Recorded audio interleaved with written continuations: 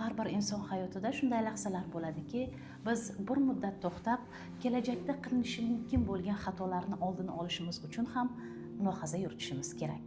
Ha, mulohaza har bir insonga kerak. Xoh biz ilm kishisi bo'laylik, xoh oddiy inson.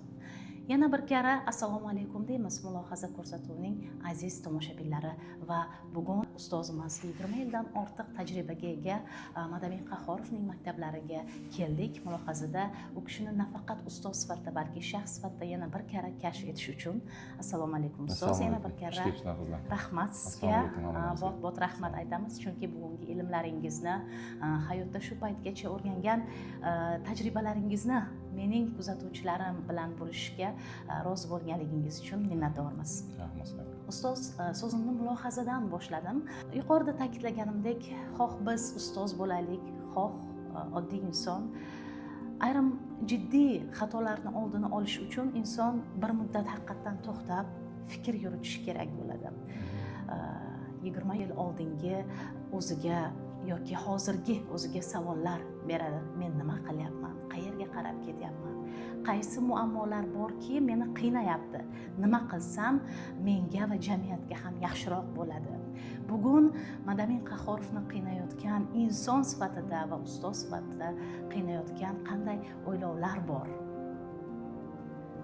Qayerlarda to'xtab siz mulohaza qilyapsiz? Ha, endi demak oldingidek tizim emas, oldingi darajada demak ustozlarni faqat bilimigina, siyosatigina yetarli emas degan balki mulohazalar bo'lishi mumkin. Yoki yosh ulg'ayishi bilan bog'liq o'sha hayotiy fikr mulohazalar bo'lishi mumkinki, sizni kelingki shu boshingizni yostiqqa qo'ygan zahoti o'sha halovatingizni olib qo'yadigan darajada demak mulohazalaringiz, fikrlaringiz bormi bugun hayotda, bugungi kunda? Har bitta o'qituvchida bor deb o'ylayman.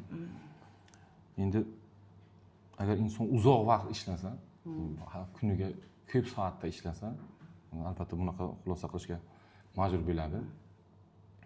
Men mulohazalardan shu repetitorgacha bo'lgan davr, o'quvchilar repetitorgacha bo'lgan davrini o'ylab ko'raman.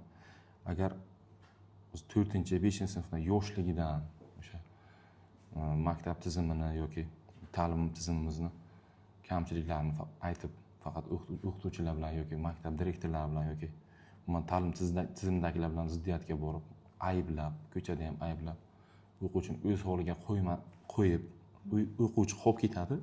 Shunaqa muammolar muhokama qilib yuriladi ota-ona tomonidan.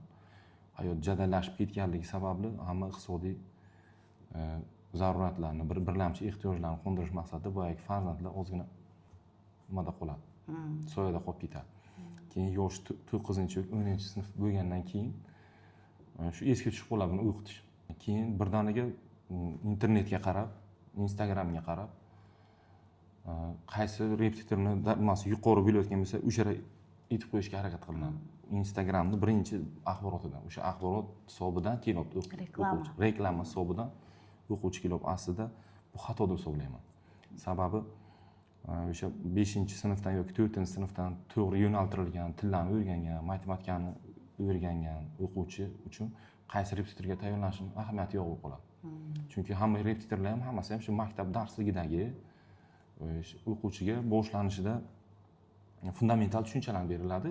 Test savollari ham aynan o'sha yuzasidan bo'ladi. Undan u yoqqa oshmaydi.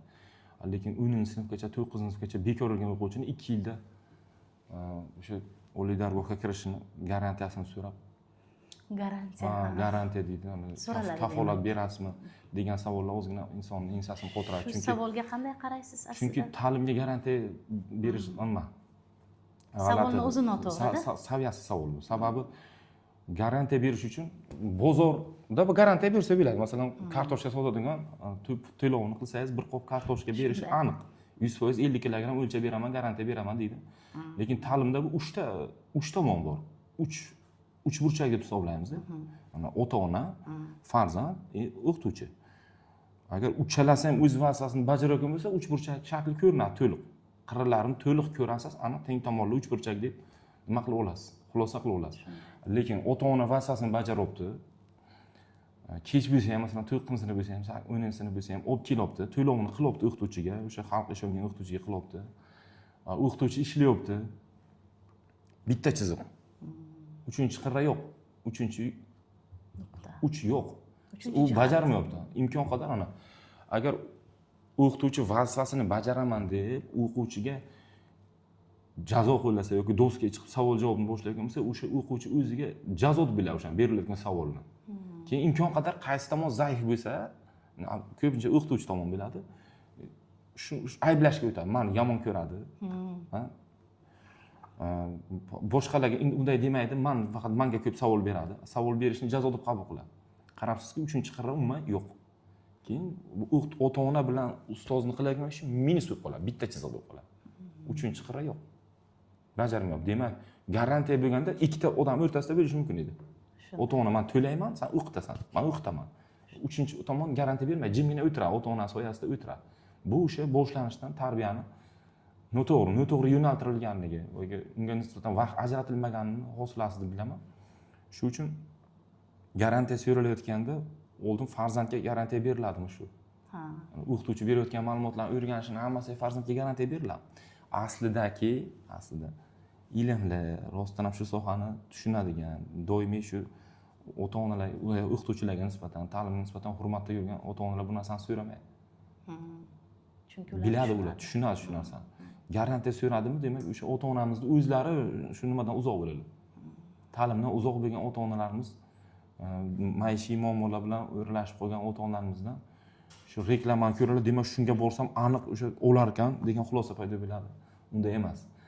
Afsuski, bunga sabab shunaqa xulosa qilishga sabab bo'lgan reklamalar ham sababda. Sababi ular doim yaxshisini ko'rsatgan. Doim kirganlar ko'rsatilgan, orqadagi muammolar emas. Masalan, o'zimizdan qo'yganimiz ham shunday bo'lgan. Chunki muammolarni eshitmay, masalan, o'qituvchi bilan o'quvchi o'rtasida qanaqa muammolar bo'lyapti? U o'quvchi nimani istayapti o'zi biror narsani istayaptimi u? Shu narsalar ko'rsatilmaydi-da, faqat o'sha natijalar ko'rsatiladi. Masalan, shuncha o'quvchi sertifikat olindi deb ko'rsatiladi. Keyin shunday xulosa paydo bo'ladiki, demak, bu o'qituvchiga aytsak aniq sertifikat olgan. Chunki hammasi olibdi deb ko'rinadi. Shunday. Aslida unday bo'lmaydi. Mana o'zi o'qiyotgan o'quvchilarni 10 tasidan 4 tasida 4 tasini repetitorlarimizni, ustozlarimizni, mehnatkash ustozlarimizni hisobiga, mehnatlari evaziga shuni 5 taga yetkazib o'tdilar zo'rg'a. Bo'lishi mumkin. Bo'lmasa 4 ta o'quvchi o'zi o'qiydi. Ularni otasi to'g'ri tarbiya qilgan. Shunday. O'qituvchiga emas, men ota-onaga urg'u bergan bo'laydim. Ana shu narsani ko'p o'ylayman, shu narsani ota-onalarga yetkazishni xohlayman. O'qituvchi repetitorlarning hammasi ham hech bir yangi ish qilayotgani yo'q. Kitobda bor bo'lgan narsani o'quvchiga yetkazyapti. Qanday shaklda, qanday yetkazishga qarab tanlanyapti, xarakteriga qarab tanlanyapti. Demak, bu yerda asosiy reklamasiga qarab tanlanyapti. Asosiy vazifa, demak, asosiy urg'uni ota-onaga berish kerak. O'shanday farzand masalan natijaga erishdimi, uni ota-onasi yutug'i. U to'g'ri yo'naltirilgan, u sabr qiladi. O'sha berilgan ma'lumot to'g'ri o'rganib biladi. Vazifa berilganda yoki bajarib kelmaganda o'qituvchi doskaga o'zini ovozini ko'tarib savol javob qilayotgan bo'lsa, shuni jazo emas, keyingi ishga motivatsiya deb biladi. Shunday. O'shani to'g'rilashga motivatsiya biladi. Agar noto'g'ri tarbiya bermasa, o'qituvchiga o'qituvchining unday maktabdagi o'qituvchilarga nisbatan munosabat noto'g'ri bo'lgan bo'lsa, repetitorga kelganda ham o'sha yerga harakat qilishga. Ha. Uni aytgan o'qituvchining e'tirozini jazo deb baholaydi. Meni kamsitib deb o'ylaydi. Qabul qilmaydi o'sha e'tirozni. Men shu narsani ota-onalarimizdan fursatdan foydalanib aytgan bo'lardim. Endi o'zgardi jamiyat, to'liq o'zgardi. Endi biz sertifikat olishini ozgina qimirlaganiga, ozgina harakat qilganiga daraja beryapti. Davlatimiz ana bilim va malakalarni baholash agentligi adolatsizlik bo'layotgani yo'q. Ozgina mehnat qilgan o'quvchiga C'ni, C+ni, Bni, ozgina ko'proq mehnat qilsa A'sini ham beryapti. Va bu 100% natija yozgani uchun berayotgani yo'q. O'sha fikrlab bilganiga, o'tirib sabr bilan yozganiga hammasiga beryapti. Bu degan bu tizimda yaxshilik oldinga siljish bo'lyapti.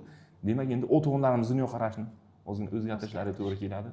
O'qituvchiga bo'lgan munosabatni boyagi kursga borsa, falon yil tayyorlansa, o'qishga kiradi deb emas, 5-sinfdan qaysi fanni tanlasa ham 5-sinfdan boshlab olib yurish kerak. O'qitmoqchimi? Demak, ustozlarga murojaat qilish kerak. Faqat maktabni yomonlayvermasdan. Shunday. Agar shunday qilaversak, sekin-sekin o'quvchilarni tuzatsak, maktab ham tuzaladi. Shunday. Darrov bo'lmaydi, lekin 5 yil, 10 yil natijasi, ta'limdagi natija darrov chiqmaydi. Shunday. Bu uchun vaqt kerak bo'ladi. Mani fikrim shunday. lekin bir narsani tan olib aytishim kerak.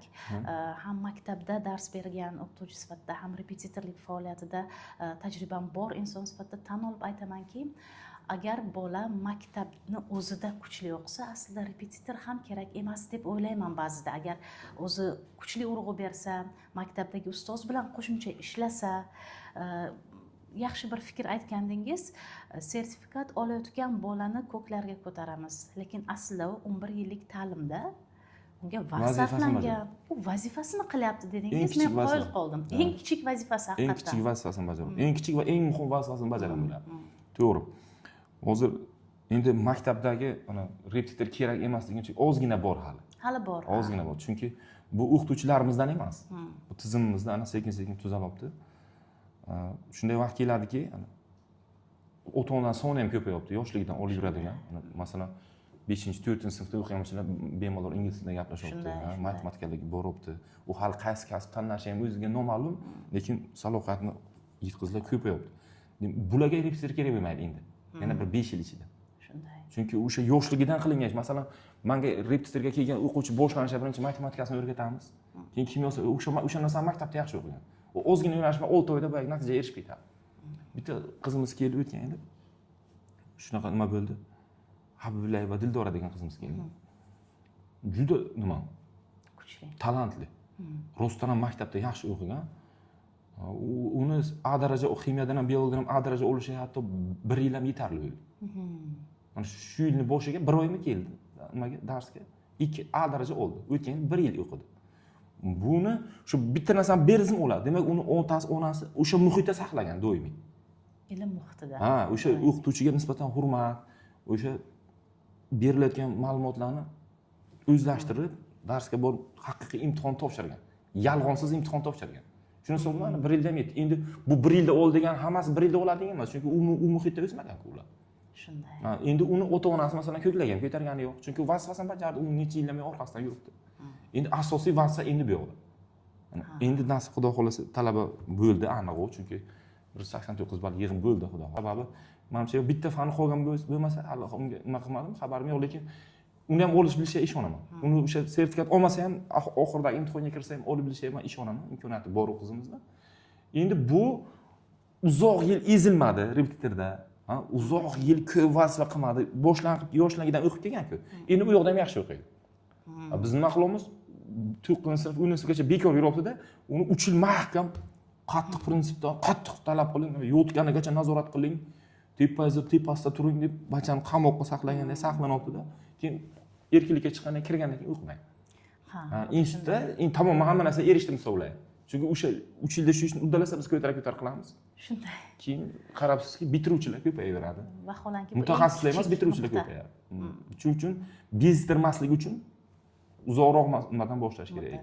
O'lib barvaqtmi buni olib kelsak, boshlasak bo'ladimi degan savollar bilyapmiz.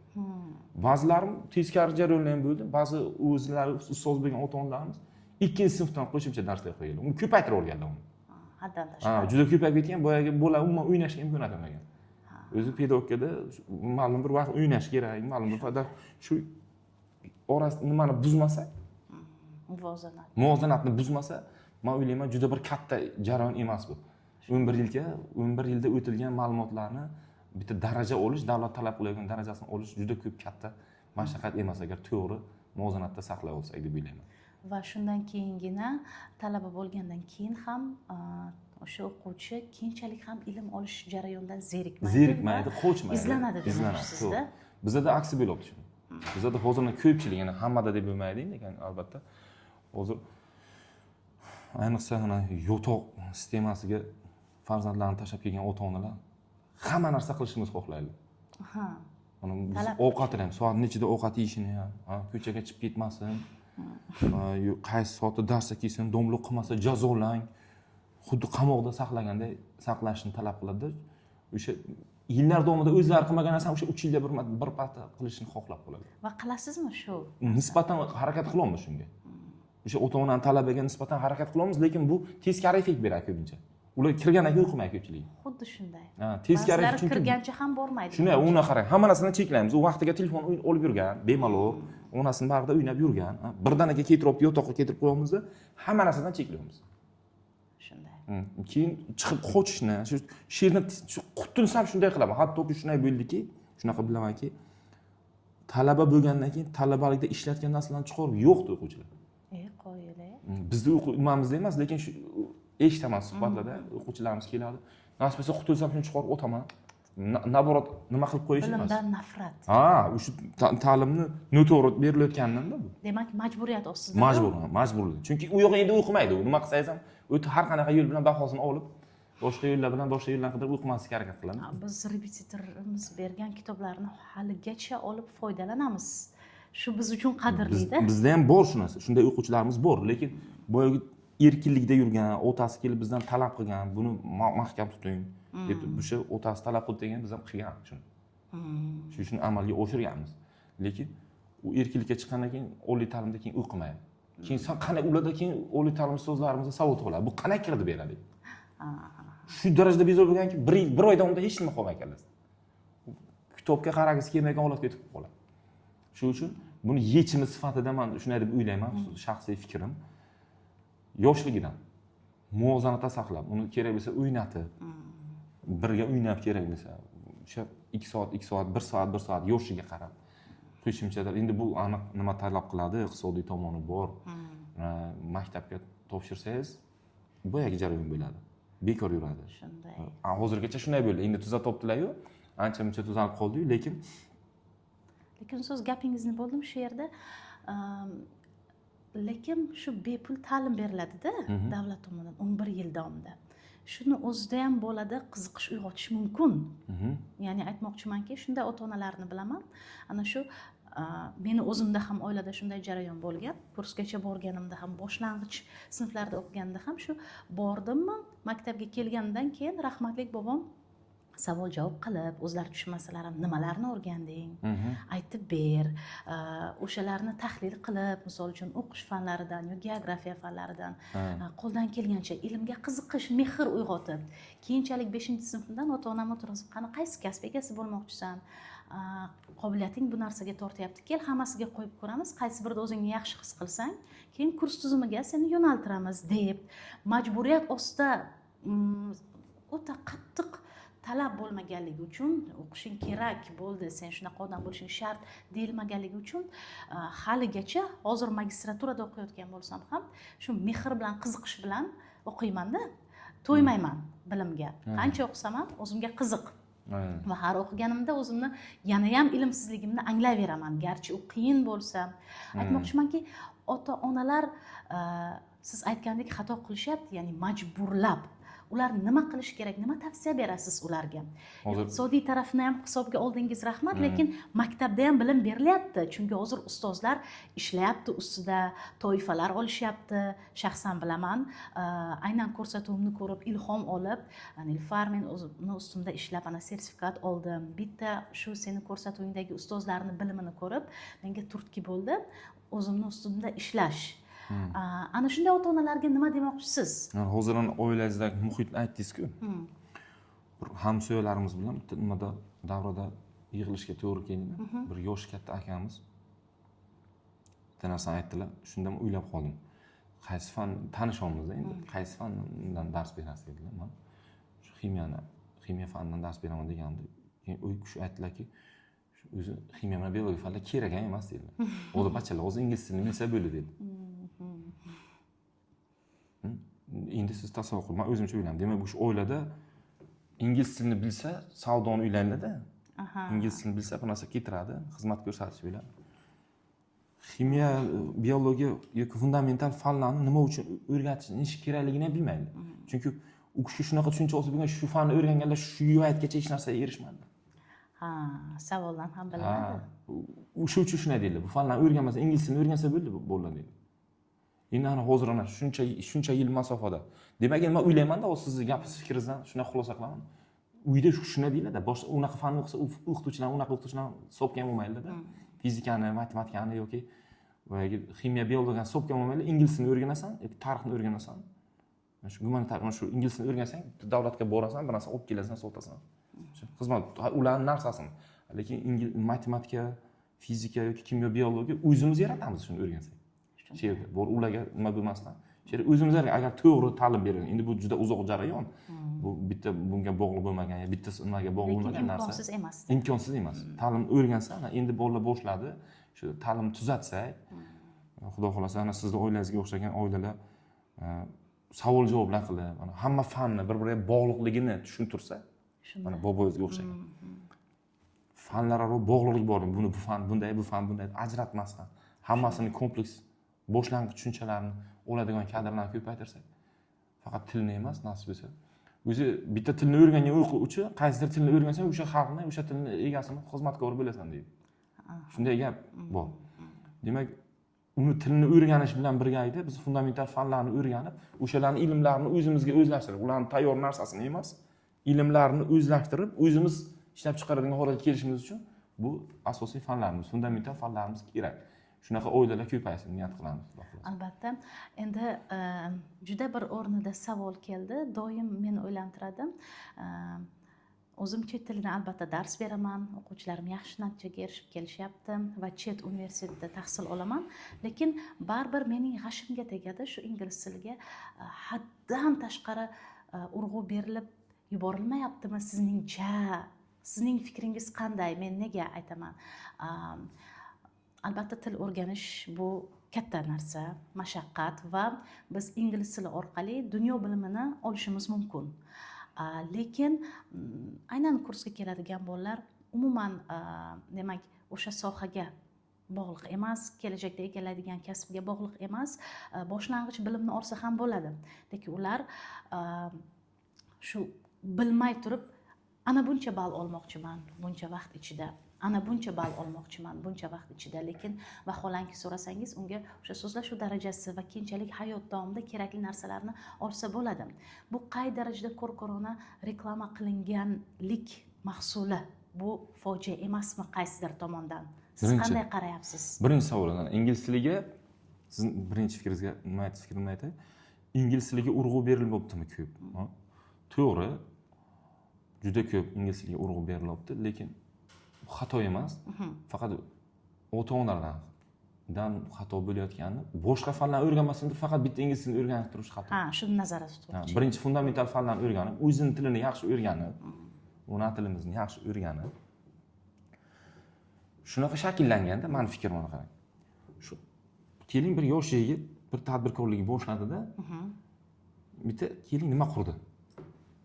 Ovqatlanadigan shoxobcha qurdi deylik. Shuni nomini o'zbekcha qo'yishga or qiladimi? Mana yozishi nima yozadi qarang. Bir aniq yo inglizcha yozish kerak yoki bir boshqacha gap yozish kerak. Shu yozgan gapiga imkon qadar oddiy odamlar tushunmasligi kerak. Shunda u uni jarangdor deb o'ylaydi. Mana shu reklamalarni yoki doimiy ingliz tiliga urg'u berilayotganda ham tilmas bo'lsa kerak deb o'ylayman shuni. Mahsuli bo'lsa kerak deb o'ylayman. Biz agar yoshlarimizga, o'g'il qizlarimizga til bilan birgalikda fundamental fanlarni o'rgatmas ekanmiz, doimiy muammo chiqaveradi. Shunday. Har doim, keyin doim uni nimasini qidiramiz? Aybini qidiramiz. Kim ayb xato qildi? Xato fanlardagi boyagi bog'liqlik yo'qligida. Birinchi fundamental fanlarni o'rgan, u bilan birgalikda. Masalan, 5-sinf o'qiyotgan o'quvchi matematikani o'rganaversin, geometriyasini ham o'rgansin, astronomiyani, fizikani ham o'rgansin. Agar 6-7-sinfdan boshlab, 6-sinfdan boshlanadi fizika. Uni ham yaxshi o'rgansa, shu bilan birgalikda qisqa vaqtda 1 yilda emas, uzoq yil davomida sekin-sekin tilni ham o'rganib boraversin. Va sifatli. Sifatli o'rganib borsin, gapirib bilsin, oddiy so'zlar hech bo'lmasa gapirib bilib. Shunda biz boyagi hamma yechimlar o'zi yechiladi. Ta'limdagi xatoni tuzatsak, hamma masalalar yechiladi. Boya korrupsiya ham yechiladi. Shu yolg'ondan tez ona garantiya berasizmi? 6 oyda faloncha ball olib bilaman, 6 olib bilaman, 7 olib bilaman degan savollar o'z-o'zidan ketadi. Chunki yoshligidan uzoq vaqt o'qigan o'quvchi buni mashaqqatini tushunadi. O'sha 6 oyda sizdan 7 ni yoki 8 ni olishni talab qilayotgan odamni o'zi o'sha fanni umuman tushunmaydi. Afsuski shunday. O'sha uchun shunaqa talab qo'yadi. Va eng qizig'i ularga sertifikat ham kerak emas. Ular obro' orttirish nuqtai nazaridan qilishganida men hayron qolaman. Chunki mening fikrimcha shu yetarli bilimni olib, inson hayoti davomida yana olish kerak. Aynan obro' uchun men o'ylayman, bizning mamlakatimizdagina ayrim sertifikatlar juda haddan tashqari e'tibor qaratilyapti. Shuning uchun yoshlar faqat shu Ha. sertifikat. Siz Lekin bir tushunasiz. chet davlatlarga chiqsa inson U- ko'rsa, til bu vosita ekanligini hamma normal holda qabul qilganda. O'sha topshiradigan joyga 5,5 ham yetadi, lekin u Aytmoqchiman, obro'y ha. 8 olishni xohlaydi. Yo'qmi, 9 olishni. Maqsad esa yo'q Ha, bunda. o'sha boyagi siz aytganda falonchani farzandi 8 olibdi, 9 olibdi deyishgan. Afsuski ota-onalar Bor ko'proq shunaqasi. ergashadi shu Bunaqasi narsaga. bor. O'shani o'rniga shuni 9 ga intilmasdan, masalan, intilgani yaxshi, lekin shuni 7 qilsin yoki 6,5 qilib o'rniga fundamental fanlarni o'rgansa, u o'quvchini oldiga tushadigan kadr bo'lmaydi. Xuddi shunday demoqchi. Ha, o'shanga sarflagan vaqtini, masalan, hozir xohlaysizmi, xohlamaysizmi, siz bu yerga 9 olsangiz ham Amerikaga borib raqobatlasha olmaysiz, ayni inglizning o'zi bilan yoki u yerga borib dars bera olmaysiz. To'g'rimi? Yoki Angliyaga borib dars bera olmaysiz o'sha 9 olganingiz bilan, chunki u yerda undan ham o'sha tilni vakili u. Shunday. U bilan raqobatlashib bo'lmaydi. Demak, bitta nuqtada qotib qolish noto'g'ri. Endi shuni gapirsak, doimiy siz, biz ana ustozlarimiz doimiy gapirsak, o'quvchidan talab qilayotgan narsani o'zgartirsak, masalan, keling, ximiyadan ham mana A+ daraja olsin. To'g'ri, yuqoriga intilgani yaxshi. Lekin shuni mayli B+ olsin. Shuni o'rniga ona tilini ham bilsin, undan ham daraja olsin. Tarixni ham bilsin, matematikani ham bilsin. U A+ ximiyani o'zidan olgan o'quvchidan uning imkoniyati yuqori bo'ladi. Chunki ko'p fan o'rgangan-ku. Ha. Chunki Bir tomonlama emas. Ha, bir tomonlama emas. U integratsiyani biladi, qaysi fan nimani o'rganishni yaxshi biladi. Bezikib ketmagan ham, chunki uzoq yillar sekin-sekin muvozanatda ushlab kelingan bo'ladi o'quvchi. Shunday. Men shuni aytib bilaman, fikrim shu. Yaqinda bir fikr eshitdim. Bitta sohani yoki bitta fanni chuqur urg'u berib o'rgangandan ko'ra, albatta o'rganish kerak, lekin hozirgi davr talabi bu hamma sohadan yoki bir nechta fanni yaxshiroq yoki hech bo'lmaganda o'rtacha darajada bilish hozirgi zamon talabi degan fikrni To'g'ri. eshitdim. Bu qay darajada bu fikrga Juda to'g'ri qo'shilasiz? fikr, juda fikr. Oldingi davr bilan ham taqqoslagan holatda. Juda to'g'ri fikr bo'ldi. Mana qarang. Bizni ayniqsa nimadan umuman tilga o'rganmasdan, ximiyadan ham, biologiyadan ham yuqori natija olgan o'quvchilarimizdan misol keltiraman-da. Ximiyani ham, biologiyani ham juda yaxshi o'rgandi. O'sha yuqori darajani oldi. Lekin institutga kirgandan keyin tilni bilmaydi. O'sha ingliz tilini ham bilmaydi, rus tilini ham bilmaydi. Shuni hisobidan faqat o'zimizni doiramizdagi ma'lumotlar bilan qoladi-da, yaxshi mutaxassis bo'lmaydi. Lekin ximiya biologiyadan C olgan yoki qo'shimcha kontrakt bilan kirgan, qo'shimcha to'lov evaziga kirgan, lekin ingliz tilini biladi. Uning imkoniyati undan ustun bo'ladi. Ha. Har doim shuni biladi. Shuning uchun men ota-onamizga aytamanki, ximiya biologiyadan 2 marta A olsa ham, tilni bilmasa, Foydasiz. u bir natijaga erishish juda qiyin. Keyin ular nima qilyapti hozir? Shogird bo'ladi. Ustozga shogird alohida boshqa pul bilan, masalan, men 5-6 kurs bo'lgandan keyin mana nimasini ishini yaxshi bilgan ustozlarimizga, ustoz vrachlarga shogird chopib o'rganyapti. O'shanda ham til bilmaydi. U kishi nimani bilsalar, u ham shuni biladi. U kishi nimani xato qilsalar, u ham shuni xato qiladi. Shuning uchun men hozir tavsiya, eng muhimi til. ingliz tili, umuman til. Bulardan keyingi o'rinda ularni salbog'idan kam bo'lmagan holatda kerak. Uni bilib turib bir-birisiz yo'q xullas. Bir-birisiz bir natijaga erishish yo'q degani u. Shuning uchun ota-onalarimizdan mutaxassis sifatida o'zim fikrim yoshligidan, yana qaytib bitta fikrga kelaveramiz. Yoshligidan saqlash kerak. O'sha muhitda saqlash kerak. Iqtisodiy tomonlarini bor, конечно, bu ba'zi oilalarimiz ko'tara olmasligi mumkin. Buni 5-sinfdan masalan 6-kursdan alohida xarajat qilishni. Lekin baribir yechim shundan boshlanadi. Hech bo'lmasa maktabda nazorat. Maktabda nazorat qilishimiz kerak. Hech bo'lmaganda maktabda nazorat qilib, o'sha o'qituvchilarimizni alohida to'garaklar bor. Ularga olib berib ham yaxshi natija erishgan o'quvchilarimiz bor. Ijtimoiy tarmoqlarda kuzatamiz. O'sha siz va biz aytayotgan maktab tizimida ustozlar, baribir ustozda siz bilan men ustozni dardini yaxshi his qilamiz. Menimcha hech qaysi ustoz sinfda turgan bo'lagan bir qasd nuqtai nazardan bir saviyasizlarcha chora ko'rmaydi-da. Lekin ko'ramizki, pedagog nimadir bir qattiqqo'llik yoki siyosat qilsa, darrov ota-onaning yugurib kelishi, norozilik holati, butun bir demak jamoa oldida uning obro'si, mavqeiga putur yetkazadigan gaplarni gapirish holatlari respublikada ko'p yuzaga keldi. Siz va biz bu narsani ijtimoiy tarmoqlarda ko'rdik. Men o'zim bir nechtasini yoritib afsuski chiqdim. Bu holatga qanday qaraysiz? Biz qanday kurashishimiz kerak? yoki bo'ldimi endi ustoz siyosat qilmasinmi, shu darajada biz bolalarni ko'klarga ko'tarishimiz kerakmi, erkalashimiz kerakmi? Qattiqqo'llik menimcha kerakli tizim. Men bilmadim, sport sohasida ham, boshqa sohada ham, ta'limda ham qattiqqo'l ustozlarni qo'lida yetishib chiqqan bolalar hayotda anchagina mustahkam oyoqda turibdida. Bir yengil-yelpi narsalarga chalg'ib ketmagan, yaxshiroq aytmoqchimanki taqqoslaganda. Inson sifatida ham kuchli shakllangan. Ham oilada, ham demak o'sha ustozlardan qattiq tizimda tarbiya topganlar. Yoki biz faqat erkalashimiz kerakmi maktabda bolalarni? Yo'q, bunda bu yerda sizni hozir chuqur fundamental nima bu? Ildizlari chuqurga borib taqaladigan savolingiz. O'sha qattiqqo'llik qilayotgan o'qituvchini saviyasiga ham bog'liq. Masalan, kimga nisbatan qattiqqo'llik qilayotgan, qanday tarbiya topgan o'quvchiga nisbatan qattiq qilayotganiga bog'liq. Endi bu bizning jamiyatimizning qusuri, afsus. Qaysi bir qusur?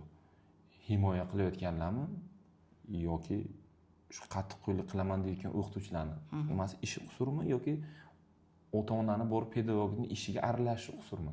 Shundan ajrataylik oldin.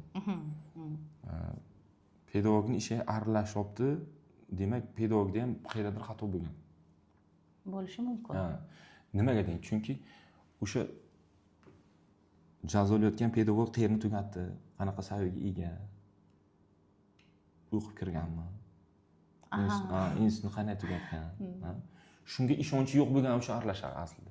Ayrim holatlarda. Ayrim holatlarda. O'shalarni kasriga ba'zi haqqoniy o'qigan, haqqoniy mehnat qilayotgan o'qituvchilarimiz ham qolib ketyapti. Hamma o'qituvchilar shunday baholanib ketyapti. Bitta-ikkita shunaqa guruch kurmaksiz bilmay. Demak, hozir yuqoridagi savolimga fikringiz shundayki, ayrim paytlarda ota-onalarning ham pozitsiyasi bu yerda to'g'ri va ayrim paytda ota-onalar ham adashishi mumkin, ya'ni ustozlarning pozitsiyasi to'g'ri. Ya'ni ustoz tanqid qilinayotgan joyda albatta vaziyat ko'rib chiqilishi shart. Va nega? Endi siz va men baribir o'sha siyosat kuchli davrda baribir ilm olganmiz. Ustozning mavqei, ustozni bir ko'rganda hatto ko'ziga qarab gapira olmaslik hissi, menimcha, men o'ylayman sizda ham menda o'sha bo'lgan va bugungi kungacha ustozlarimizni hurmat bilan eslaymiz va endi men o'zim tushunyapman nega ustozlar bu darajada o'sha siyosat va albatta mehr bilan yondashishgan ishlariga. Hozirgi kunda magistratura ta'limida demak ilm olayotgan paytimda chet davlatdagi ustozlarni, professorlarni yondashuvi meni qoyil qoldiryapti. Shunday holat bo'ldiki, ustoz demak semestr oxirida, ya'ni juda bir qiynaldim. Baholarim yaxshi bo'lib ketayotgan payt so'nggi o'sha yakuniy ishlar masalasida ozgina qiynaldim va bahoyim keskin tushib ketdi. Bizda F deyiladi, o'sha F ga tushib qoldikki, biz yiqilamiz, ya'ni fail. Va shunda ustozimga vaziyatni tushuntirdim. Ustoz, men o'tishim kerak yuqori baho bilan, kurs davomida yaxshi o'qidim, lekin qayerda xato qildim bilmayapman. Balki bosim ostida dars qilganman deganimda, shu chet ellik o'qituvchi Anna Roosevelt o'zlari yozib darrov emailga, Nilufar, ana shu payt vaqtingiz qanday? Sizga xatolaringizni bitta-bitta tushuntiraman. Ustingizda ishlab, qaytib topshirish imkonini men sizga beraman dedilar. Men qoyil qoldim va o'sha kechqurun bo'lsa ham o'zlari chiqib, xatolarimni bitta-bitta tushuntirib, taxminan 40 daqiqa ketdi va oxirida qanday his qilyapsan o'zingni? Xatolaringni tushundingmi? Men senga yana ana shuncha muddat beraman vazifalaringni qilishing uchun. Sen o'zingga kelib qilib olishing kerak. Agar yo'q, ustoz qila olmayman desang, yana boshqa variant ko'ramiz dedilar. Men qoyil qoldim, chunki universitet tizimini ham keling shu o'rinda eslab o'tsak-da, men ham talaba bo'lganman baribir. Va qandaydir bir xaraktermi, ustozlar o'zini tutishimi ayrim paytda meni hayron qoldirgan. Biz insonmiz. Biz ilm bersak ham, siz ham, men ham qarshimizda ilm olayotgan insonni vaziyatini tushunib, unga imkon berishimiz, o'zimizdan qandaydir qo'shtirnoq ichida ba'zi payt demak qandaydir valomat shaxs yasab olishimiz to'g'rimi? Bu gapimni nega aytyapman? Chunki bu oldingi savol bilan bevosita va bilvosita bog'liq. Ayrim payt ustoz qarshisidagi ilm olayotgan insonga noto'g'ri baho berishi mumkin, biz tan olishimiz kerak va unga nisbatan noto'g'ri chora ko'rishi mumkin. Bunga qanday yondashishimiz kerak? Meni o'quvchilarim, abituriyentlarim hozirgi kunda demak talaba va shu yilgi talabalarim kelganda deyarli yig'laydi deyishdi. Ustoz, abituriyentlik payti bir boshqacha ekan, ham ruhlantirib, ham mehr bilan kerak bo'lsa siyosat ham qilgansiz. Hozir bitta daftarni tekshirtirish uchun, xatoyimizni so'rash uchun ustozning ketidan yalinamiz deyishadi. Men hayron qolaman, nega unday bo'lishi kerak? Kamtaronalik hissi aslida bizga xos bo'lishi kerak emasmi? Aslida ta'limdagi insonlardan talabalar, yoshlar tarbiyani, madaniyatni o'rganishi kerak emasmi? Xuddi men o'rnak qilib aytayotgan professorim kabi. Vaholanki u ilmli inson, lekin talabani o'ziga chiqib, xatosini tushuntirib, bu juda kuchli madaniyat deb o'ylayman. Va bizda bu kamdan kam holatlarda deb o'ylayman. Siz qanday qaraysiz bunga? Endi Nilufar, bu umumiy madaniyatimizga borib taqaladi. Masalan, demak shaxsga emas. Yo'q, bu chuqur bu nimasi. Bu kecha yoki bugun paydo bo'lgan nima emas, savol emas. Bu chuqurligi nimada? Agar u uzoqda, endi boshqa millat vakili, siz aytayotgan odam. Bizni o'quvchilarimizni ba'zilar siz aytgandek erkin bo'lsa, o'rtaga qanaqadir nima qo'ymasa, shu o'qituvchiga nisbatan munosabati o'zgarib qoladi nima? O'quvchilarimiz. Gapda ham jon bor lekin. O'shani muvozanatini olib bilmayotgan ba'zi ustozlarimiz sal oshirib olsalar, keyin shikoyat boshlanadi. Aslida ular to'g'ri qilayotgan bilan. Chunki bizning umumiy madaniyatimizda bu narsa bor. Biza shunaqa nima bilan sug'orilganki, qattiq qo'l bo'lsa o'qituvchi, qancha azob berib dars baho qo'ysa, o'sha o'qitishga majburlab baho qo'ysa, o'shanga nisbatan hurmat bo'ladi. Bu to'g'rimi ustoz? Shunday shakllangan, jamiyatda shunaqa nima shakllangan. Bunga kimdir yoki qaysi shaxs nimasi emas bu. U uchun biz umumiy jamiyatimizni umumiy nimasi o'zgarishi kerak. Bir-birimizga bo'lgan munosabati o'zgarishi kerak. Bu sizni mani yoki gapim bilan bu darrov o'zgarib qoladigan narsa emas. Shunday. U hozir o'zimizda ham ustozlarimizdan ko'p marta nima qilganmiz. O'zimiz ustoz bo'lgandan keyin buni tushundik. Repetitorga taalluqli gap emas lekin bu. Bu oliy ta'limda talaba bilan professor o'qituvchini yoki dotsent o'qituvchimizni o'rtasida bo'ladigan masala. Repetitor unday qila olmaydi, chunki repetitor uni eshitmasa, uni darsda kerak bo'lsa ovozini ko'tarsa ham, boshqa qilsa ham, men shuni tushunmadim deb o'tirgan o'quvchini inkor qila olmaydi bironta repetitor. Birinchi xarakterini ko'rsatsin, janjal qilsin, o'sha repetitor o'shagacha uxlamaydi. Shunday. Chunki men uni savoliga javob bermadim, shu bachani savoli javobsiz qoldi deb uxlamaydi. Shu ishni qilib bilmaydigan odam repetitor emas. Repetitor bo'la olmaydi. Bu qanaqa tabiiy nima bu? Tabiiy odamni ichiga, o'qituvchining ichiga paydo bo'ladigan nimada? His bu. Masalan, hamma ustozlarimizdan maqsadingiz bilan hammasi yoshmi, yoshi kattami, dars jarayonida qaysi o'qituvchi norozi bo'lsa yoki nimadandir tushunmasa, shu savol berganda uni savoliga javob bermasdan o'tib keta olmaydi o'qituvchi. Tashlab keta olmaydi. O'sha miyada qaytib aylanaveradi. Siz aytayotgan jarayon bu umumiy nimamiz bilan? Madaniyatimiz bilan, xalqimizning dunyoqarashi bilan bog'liq bo'lgan narsa. Bu sekin-sekin shakllanadi. Bu endi ikki tomonning ishonchiga bog'liq. Agar talaba rostdan ham o'sha o'qituvchining ilmliligiga ishonsa, shikoyat qilmaydimi? U qanaqa xarakterni ko'rsatsa ham shikoyat qilmaydi. Orqasidan boradi va bir o'rganadi. Rostdan ishonsa. Agar ozgina ilmiga shubha qilsa, shikoyat boshlanadi. Men o'sha vaqtim yo'q desa ham, boshqa desa ham, o'sha rostdan ilmli bo'lsa, o'rta-o'rtada ko'rsatadi-ku. O'rgatadi, darsda, mavzuda o'rgatadi, boshqa o'rgatadi. Masalan, biz shunaqa ustozlarimiz bo'lgan. Bunaqa injiqam deb emas, o'zi shu darajada hurmatimiz bor ustozimizga. Masalan, men o'sha kishidan doskada yozishni o'rganganman, doskaga yozish madaniyatini. U o'qishchalik hech qachon qila olmaymiz, lekin juda doskaga chiroyli yozadilar, erinmas lekin. Startda ekan bu guruh nimasi ekan deb ajratmasdan, nuqul men o'zimga doskani tozalataylar. Organik kimyo nomlamiz ustozimiz bor, Xudo umrlarimizni o'qisin, 80 yoshdan o'qishdilar menimcha o'sha. Lekin haqqoniy talabalar hurmat qilardi, chunki haqqoniy ma'ruza bo'lardi. Bilim olgan siz demak. Haq, u kishi qanchalik injiqlik qilmasinlar, biz o'qishni ko'tarardik baribir. chunki bilimi Ha, kuchli. chunki bilim o'rgatyaptilar. Ro'stakamey fanni o'rgatyaptilar. O'sha soddalashtirib, mana o'zi ximiya yo'nalishida o'qiganlar hammasi biladi. Sodda erinmasdan, masalan, yozga tashkil etadi degan so'zni qilib ketishimiz mumkin edi. Biz yalqovlik qilib. O'sha erinmasdan yozadilar. O'sha doskadagi narsaning hammasini ko'chirsangiz, bir daftar ma'lumot bo'ladi, o'quvchiga ortiqcha savol bo'lmaydi. Shu darajada chiroyli ma'ruzalar bo'lgan. Endi shunaqa o'qituvchi bo'lsa, men o'ylayman, unaqa tushunmovchiliklar o'tada masalan siz ziddiyatlar bo'lmaydi deb o'ylayman. Endi demak bilish darajasiga taqalar ekan. Kelib, keyin o'quvchilarimizga ham taqalar ekan bu. Kompleks nima ekan. Va talabalar ham hozir bilimli talabalar. Endi afsuski talabalarimiz siz aytgandek emas hammasi talabalarimiz oson baho olishni. Ayrimlar. Oson ayrimlari endi hammasini bunday baholamaymiz albatta. Oson baho olsin, tez bitsin.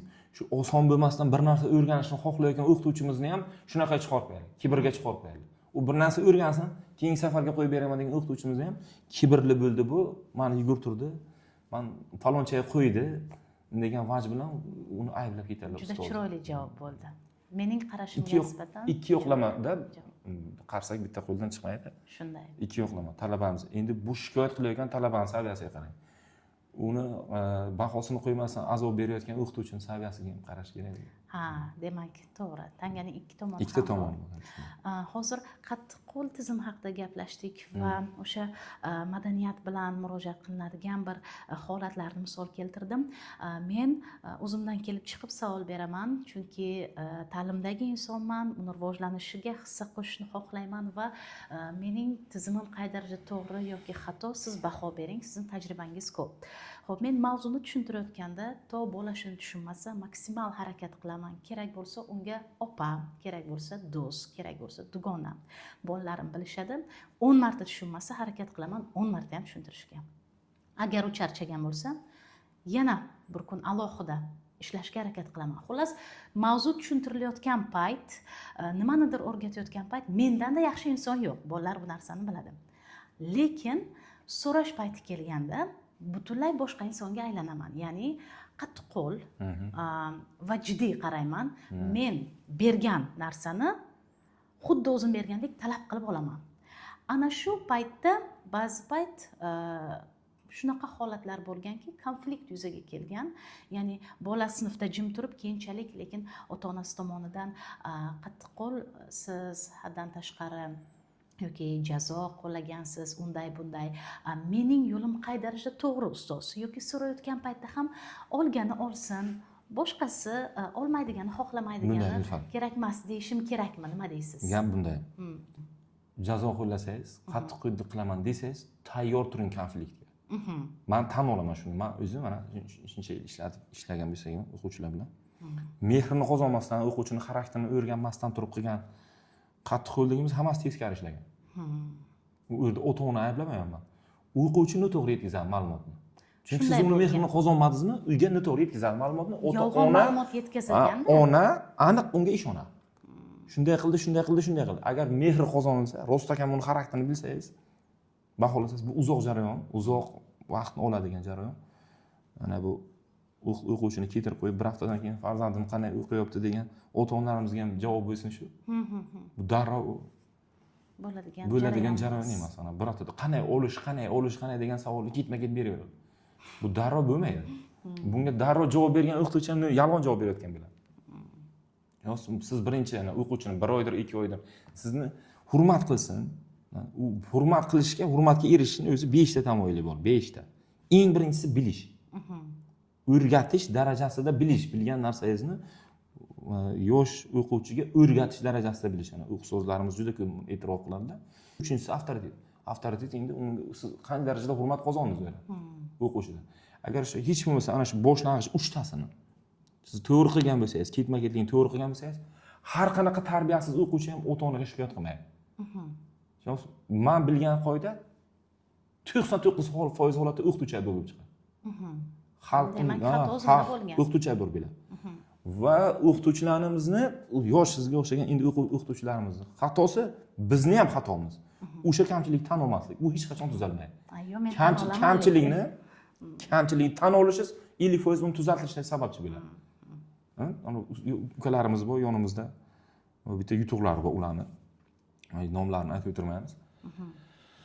Eng katta yutuqlari o'zlari qilgan xatoni tan oladi. O'sha paytda nima qiladi, siyosat qiladi. Men ota-ona oldinga ham tan olaman. Aytaman shu narsani. Ba'zan to'g'ri tan olingan paytda past tushdi bo'ladi, nima bo'lgan bo'lasiz, go'yo kamsitilgan bo'lasiz, lekin o'sha xatoni tuzatasiz.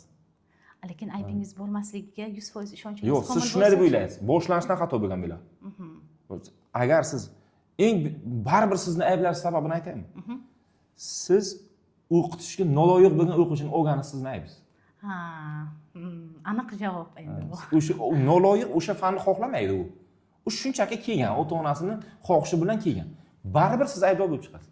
Ya'ni siz o'ta haqsiz, siz uni o'rganishga urinibsiz, ta'lim berishga urinibsiz, lekin unga u noloyiq. Ko'chani bolasi u. Keling u bir yaxshi mutaxassis ustoz. Yoki keling yaxshi bir hunarmand deylik uni, lekin siz uni ingliz tilini o'rganishga, shunga qiziqishi yo'q bo'lgan odamga o'rganishga urinibsiz, qanaqa chora qilib bo'lsa ham urinmoqsiz. Meni tajribamda ko'p bo'lgan bu. Bu fan uniki emas. Bu ish uniki emas.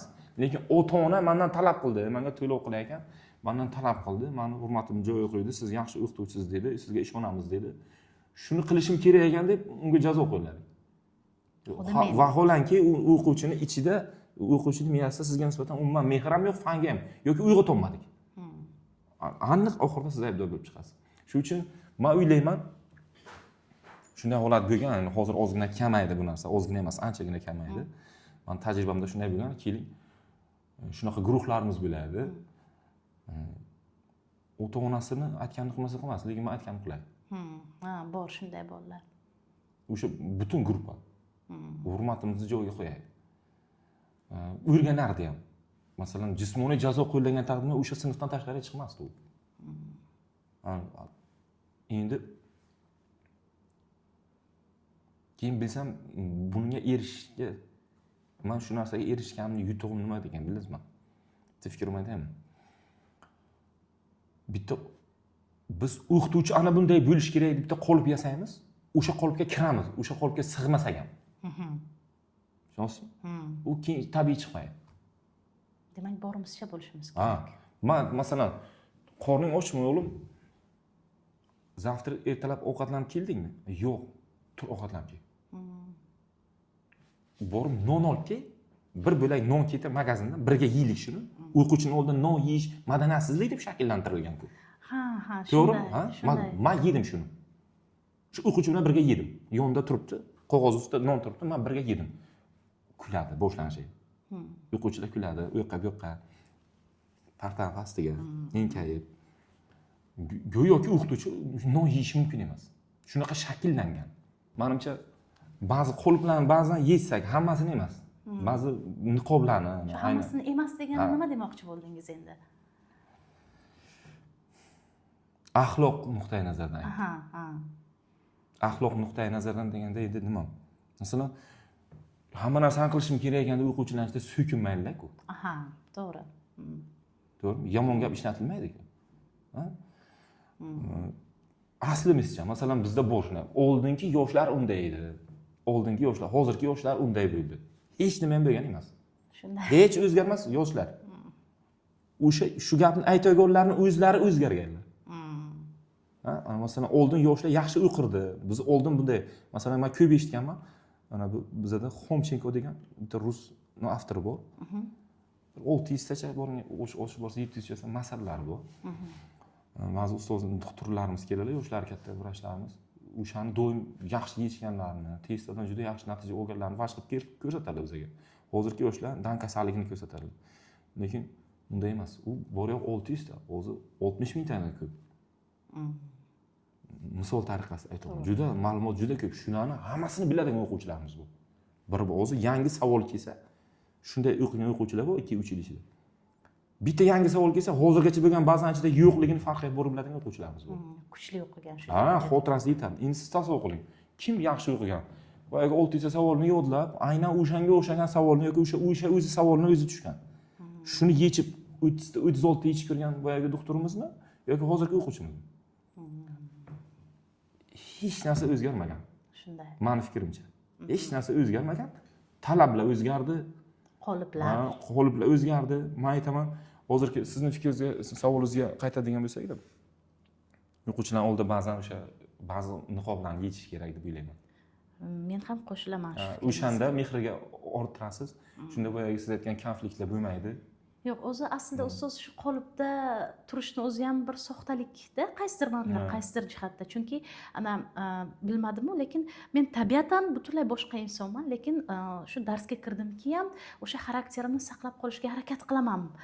Lekin o'sha so'rash jarayoniga kelganda ustozga qo'yiladigan ayrim talablar bilan, ya'ni o'sha bola xato qilsa jim qarab turish yoki bola tarbiyasizlik qilsa yana mayli deb keta olmayman.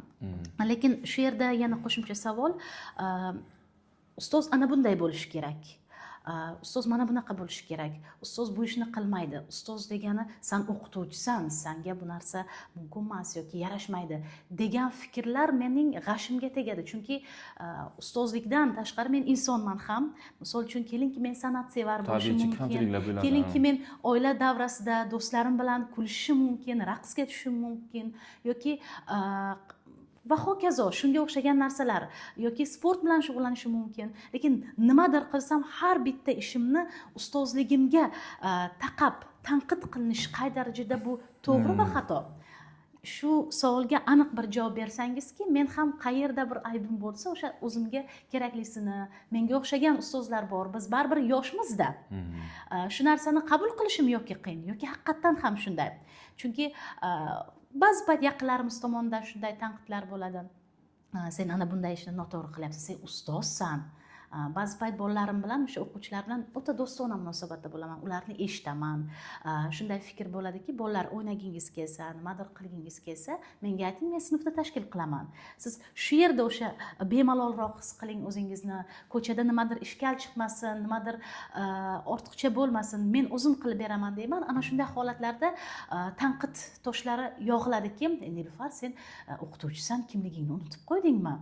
Bolaga bu darajada erkinlik berish noto'g'ri. Yoki o'sha chegarani saqlagin, kimligingni bilgin yoki ana shunaqa holatlarda haddan tashqari emas-ku bu. Ya'ni aytmoqchimanki, ustoz ham eng avvalo inson. Va ana shu qolipni qay darajada men buzyapman yoki yo'q, yoki menga o'xshaganlar, siz nima deya olasiz?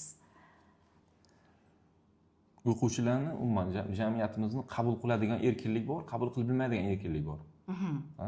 Siz qaysi birini qo'llayotganingizga bog'liq. Qabul qilib bilmaydigan erkinlikni qo'llayapsam, siz u jamiyatga begonasiz. Qanaqachalik pedagogika qilmang, yangi pedagog texnologiya demang, biz axloq normalarimizdan kelib chiqqan erkinlikni qabul qiladi. Uni u yo'g'ini va buni to'g'ri deb bilaman, axloq normasida bo'lsa. Uni qolganini ayb deb hisoblang. Ayb o'qituvchining aybi. Masalan, bitta misol keltiraylik. Siz pedagog darsga kirdingiz. Boshqa g'arb davlatlarida bordir balkim bu. Masalan, oddiy kiyinish madaniyati. Yoki keyin bitta muzika qo'ydingizda, boshqa hech kim o'ynamayapti, siz juda ortiqcha harakatlar bilan o'ynayapsiz. Buni qabul qilmaydi. Albatta. Bu to'g'ri ham emas. To'g'ri. Lekin demak, javob shu ekanda. Javob ajratib olamiz-da. Masalan, ingliz tilini o'rganayotganlarda g'arb madaniyati ta'sir ko'rsatadi baribir. Albatta. O'sha qaysi biri bizning jamiyat qabul qiladi, shuni ajratish kerak. Shunda siz mutaxassis bo'lasiz. Shunda siz hurmatga erishasiz deb o'ylayman. Va sizga o'xshaganlarda, sizga o'xshagan yosh ana ingliz tilini o'qitaman deydigan ustozlarimiz. O'zim men ko'p kuzatishim aytaman sizga. Gumanitar fanlar, tarix, ona tili, ingliz tili o'qiydigan ustozlarimizda ham, o'qituvchilarimizda ham ko'ngilochar tadbirlarga bo'lgan moyillik bor. Birorta matematik ko'rganmisiz yoki bironta vrachni ko'rganmisiz to'yga chiqib o'ynagan? Yo'q, kasbdan kelib chiqadi, ha? Kasbdan kelib chiqadi, xarakterdan kelib chiqadi. Bu xarakter kasbdan shakllanadi. Masalan, shunday nima bor? Topshiriqlar bor, ximiyadan yoki matematikadan. Soatlab o'tirish kerak doskaga. To o'shani yetkizguncha, o'shani aniq bitta maqbulroq yechimini yetkizguncha uzoq vaqt kutish kerak. Masalan, tarixga o'xshab sirasi javob bo'lmaydi. U paytda ingliz tili yoki tarix mutaxassisligi o'qigan o'quvchilar uni chidamaydi. Dars go'yoki yomon bo'lyapti. Zerikarli bo'lyapti dars. Ular shunday baholaydi. Lekin ana ximiya fani ustozlaridan so'rasangiz yoki matematika fani ustozlaridan so'rasangiz, o'shani kutganidan, sabr qilganidan natijasi chiqqunga qadar natija chiqqanda ham o'shanga ko'nikmasa yoki undan ham yaxshiroq bitta javob topish mumkinligi imkon bo'lsa, shunga fikr kelib qolsa o'tiradi. O'quvchilar ham o'tiradi, kutib, ustoz ham o'tirishi kerak. Shunday vaqt bo'lgan. 3 soat dars bo'lgan. Hozirgi ana milliy sertifikat savollarida ayniqsa 3 soat dars bo'lgan. 3 soatda yetkazib bilganimiz, o'chiramiz, qayta yozamiz. O'chiramiz, 3 tagina savol. 3 ta savol. 3 soat. Fan shu Yigit darajada. shu darajada. Lekin tarixdan siz 3 soatda nechta ish qilasiz? To'g'rimi? Deyarli bitta kitobda ham savol javobini qilib tugatishingiz mumkin. Shundan shakllanadi. Shuning uchun sizni savolingizga javob qisqacha javob beradigan bo'lsak, demak, normalarni, o'sha siz o'rganayotgan madaniyat, siz tilini o'rganayotgan g'arb madaniyatini ular normal, ular uchun normal bo'lgan narsalar bizga qaysilari normal bo'lib biladi.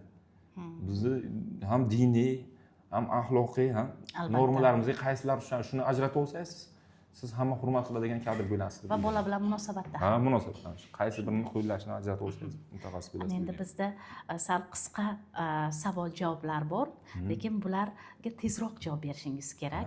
Ta'limiy tajribaga tayangan holda. Dangasa bola bormi yoki noto'g'ri yondashuvmi? Dangasa bola ham bor, yo noto'g'ri yondashuv ham bor. Yechim qanday bo'lishi kerak noto'g'ri kadr shakllanmasligi uchun? Buning uchun alohida shaxs bo'lishi kerakmi? O'sha kadr bo'ladigan yoshni qobiliyatlarini baholash kerak. Ko'p ustozlar yordamda. Albatta. Bosim ostida o'qigan bola muvaffaqiyatli bo'ladimi? Yuqorida albatta aytdingiz, lekin ota-onalar uchun qisqa va konkret bitta. Chunki ko'p bolalar yuqorida aytganimizdek mustaqil fikrga ega bo'lgan bola hech narsaga erishmaydi bosim ostida. Mustaqil fikrga ega bo'lmagan o'quvchi uchun ba'zan bosim kerak bo'ladi. Aha, tushunarli. Xato qilishdan qo'rqadigan o'quvchi bilan nima qilish kerak? Xato qilmaslikni o'rgatish kerak. Bitta gap bilan o'quvchining taqdirini o'zgartirib bo'ladimi va bo'lganmi shu narsa? Bir gap bilan.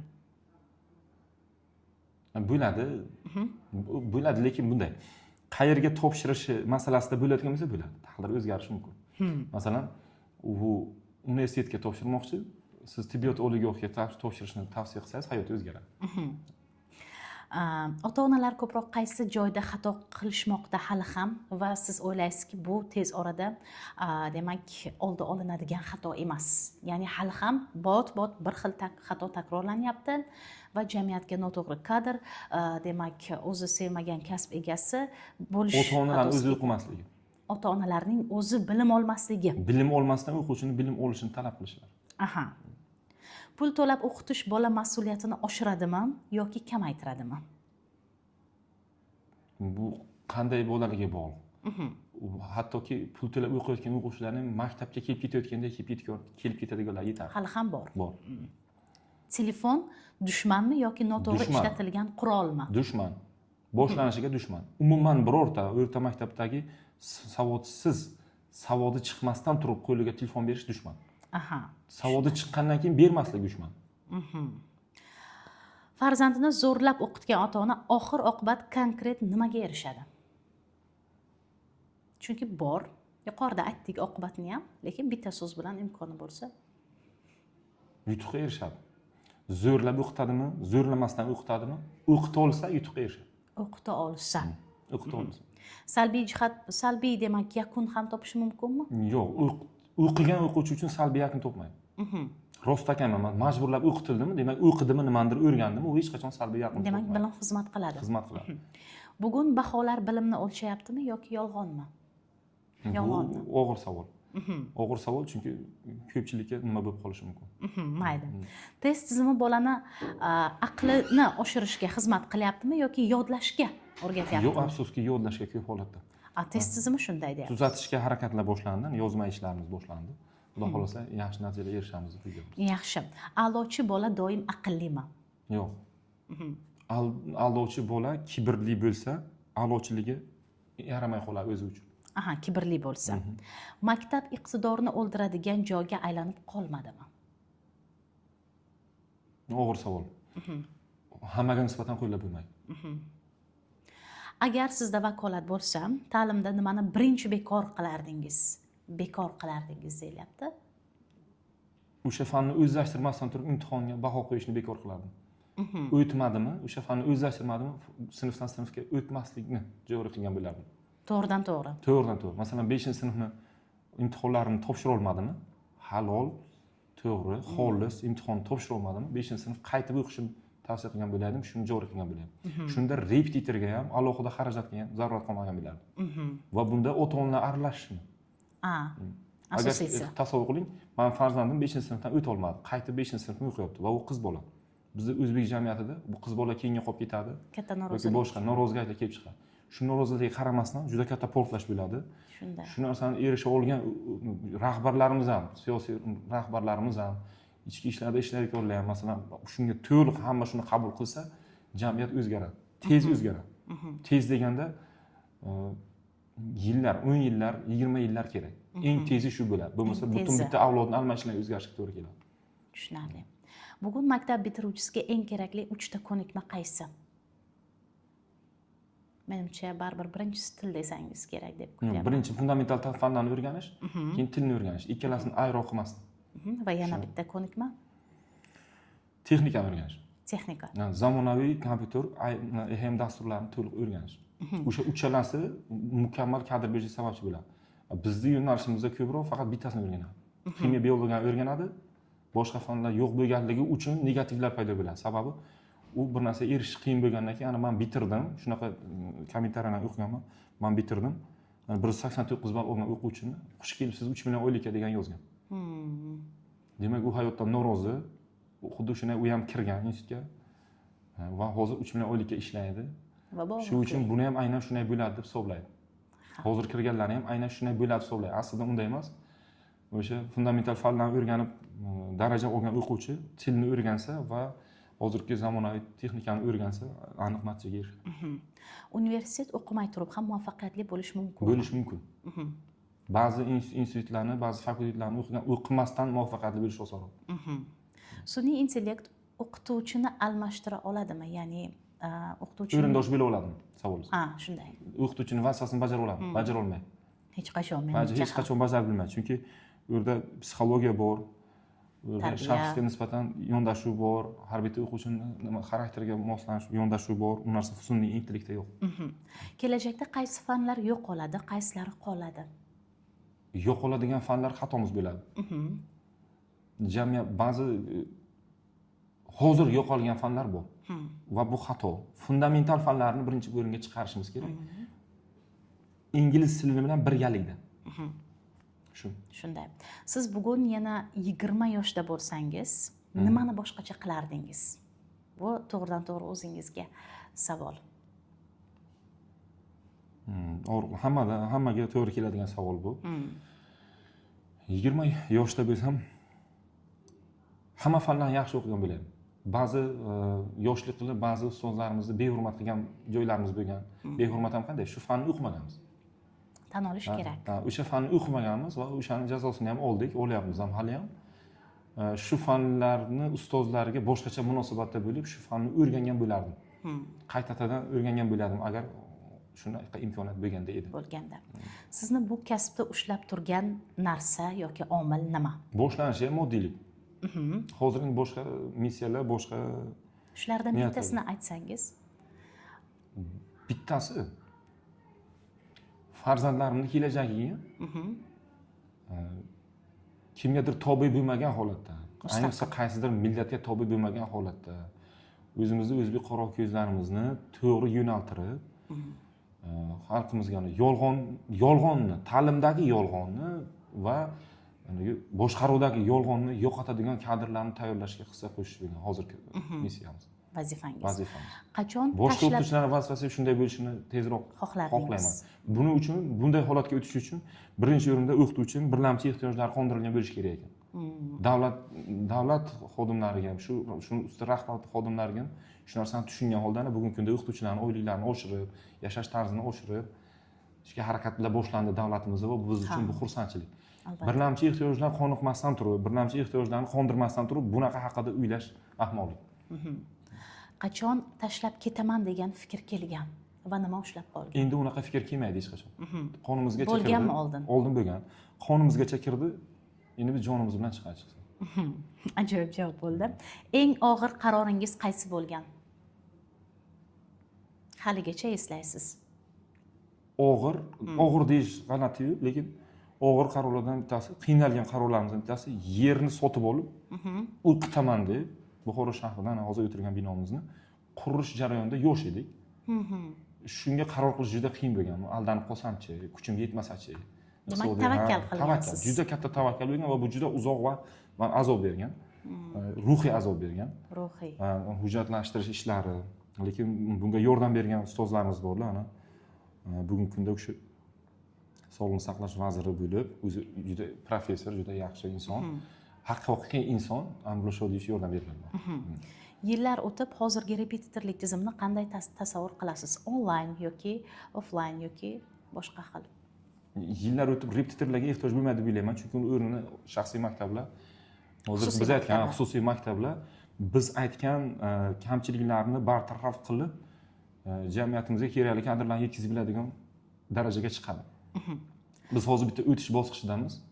Maktabdagi ba'zi kamchiliklarni to'ldirish uchun kerak bo'ldi bu tizim. Bo'ldi. Paydo bo'ldi, o'z-o'zidan tabiiy paydo bo'ldi va bu o'z-o'zidan tabiiy o'rnini bo'shatadi keyingi bosqichga. Bugungi yosh o'qituvchilarga bitta maslahat bersangiz, u nima bo'lardi? Sabr bo'lardi. Sabr Va bilish bo'lardi. Bilish, bilganni yetkazib olish bo'lardi. Birinchi masala bilish, bilgandan keyin sabr. Sabr bo'lmagan joyda bilish ham ish bermay qoladi. Chunki birovga o'rgatish nazarda tutilyapti bu yerda. O'zingizni agar siz o'qituvchiga qanchalik sabr kerakligini bilmoqchi bo'lsangiz, o'zingizni jigaringizga bitta ilm o'rgatib ko'ring degan maslahat bergan bo'lar edim. O'zingizni pushti kamaringizdan bo'lgan bitta farzandingizga bir narsa o'rgatib ko'ring 5 minut. Qay darajada sabr qila olasiz, qay darajada. Shunda siz o'qituvchining yukini his qilgan bilasiz. Taroziga qo'yilganda, demak, yuqori bilim sohibi bo'lib turib, lekin uni yetkaza olmaslik yoki o'rtacha bilim sohibi bo'lib turib, uni yetkaza olish qobiliyati yuqori bo'lishi o'qituvchi uchun qaysi biri eng muhim? Eng muhimi bilish, yetkaza olmaslik degan narsani tushunmagan bo'laman men. Sababi bildimi yetkaza oladi deb o'ylayman. Bilish darajasiga bog'liq, o'rgatish darajasida bilsa. O'rgatish darajasida bilish. Demak, o'rgatish darajasida bilishmi? Demak, bilishni eng yuqori cho'qqisida baholandimi ustozlar tomonidan? Demak, shu o'rgatish darajasida bilmadimi? Demak, u bilimsiz hisoblanadi. Ustoz sifatida eng katta orzungiz? Eng katta orzum biz tarbiya qilayotgan o'quvchilar, biz o'rgatayotgan o'quvchilar ham tabiatga, ham jamiyatga, ham millatga eng muhimi. Foydasi tegadigan kadr bo'lsin, madaniyatli kadr bo'lsin, tabiatni xo'rlamasin. Men kuzatadigan narsam mana hozir viloyatimizda, shahrimizda, Buxoro shahrimizda obodonlashtirish bo'ldi yo'limizni. Bu qator ishchilar, obodonlashtirish xodimlari qish bo'lishiga qaramasdan, qishni kuzning oxirida, havo bunaqa issiq ham emasdi. Nimalarni tashladilar? O'tlarni. Yam-yashil qildilar, chiroyli qildilar. Kuzatishlarimni aytay sizga. To'g'ridan-to'g'ri o'sha ustidan bosib keladi bizning farzandlarimiz, o'quvchilarimiz, hatto o'zimiznikilar ham. Shu umumiy meni niyatim shuni qadrlasa, bosmasa, shu yam-yashil bo'lsa, daraxt ko'paysa, atrofimiz daraxtzor bo'lsa, kam ovqat yeydigan, bo'kib ovqat, handib ovqatni reklama qilmasdan, bo'kib ovqat yeydigan millatni emas, jamiyatni emas, o'qiydigan, madaniyatli, bir-birini hurmat qiladigan, bo'linmaydigan, birlashib, bitta o'zbek bo'lib hammamiz unaqa tashqaridan bo'ladigan nimalarga keraklicha javob beradigan millatni yetishtirishni orzu qilamiz. Albatta. Orzu yonimizdagilar shunaqa ustozlarimiz ko'paysin. Men o'ylayman, bu ustozlar zimmasiga tushadi bu. Albatta. Boshqaruvdagilar yoki mana bu mediadagilar qanchalik aytmasin, qanchalik nima qilmasin, agar ustozlarni qalbiga ko'chmasa, ustozlar qalbidan yoshlarimizni qalbiga ko'chmasa, buni amalga oshirish juda qiyin bo'ladi. Duo qilamiz, Xudodan so'raymizki, ilohim yoshlarimizni, ustozlarimizni qalbiga yuqsin, davlatimiz gullasin, rivojlansin. Biz hech qachon boshqa millatga, hech qachon boshqa mustamlaka bo'lmaylik, hur yashaylik. Eng muhimi. Ko'nglimizda nimaiki bor, uni yaxshi ezgu niyatlarimiz bor. Shularni uzoq yillar yoshlarimizga o'rgatish hammamizga, hamma ustozlarimizga nasib qilsin. Nasib qilsin. Avvalambor samimiy suhbat uchun rahmat va mulohazaning doimiy kuzatuvchilariga va faoliyatimizga tilaklaringiz. xudo ana yaxshi ish boshlabsiz. Ana boshlanishida bo'lsa ham, men fikrimcha yoshlar, qizlarimiz birgalashib juda zo'r ish boshlabsizlar. Bizga o'xshagan ustozlarga mikrofon tutib, ana ko'ngillardagi fikrlarni xalqimizga, ota-onalarimizga yetkazishni niyat qilibsiz. Sizni ishlaringizni Xudo xayrli qilsin, barakali qilsin. Yoshlarimiz ko'rganda nimadir olsin, demak qanday inson bo'lishimiz kerak yoki vatanimizga nisbatan munosabatimiz qanaqa bo'lishimiz kerak.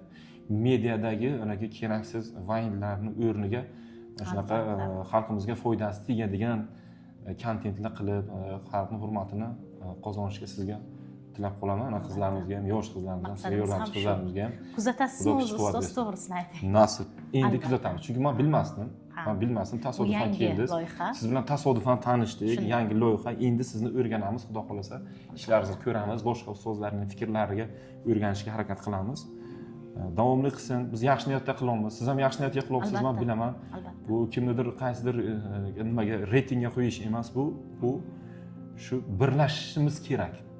Biz o'qituvchi qanchalik zo'r bo'lmasin, ota-onalar bilan ham fikr bo'lmasa yoki qanaqadir o'qituvchidan mo'jiza kutsangiz, o'sha 10 yil tarbiya qilgan yoki mana 10 sinfgacha tarbiya qilgan bir o'quvchini yaxshi tomonga o'zgartirib, bir kasbni egasi qilishda o'qituvchi bilan ota-ona hamkorlik qilmasa, o'qituvchini eshitmasangiz besamar hammasi.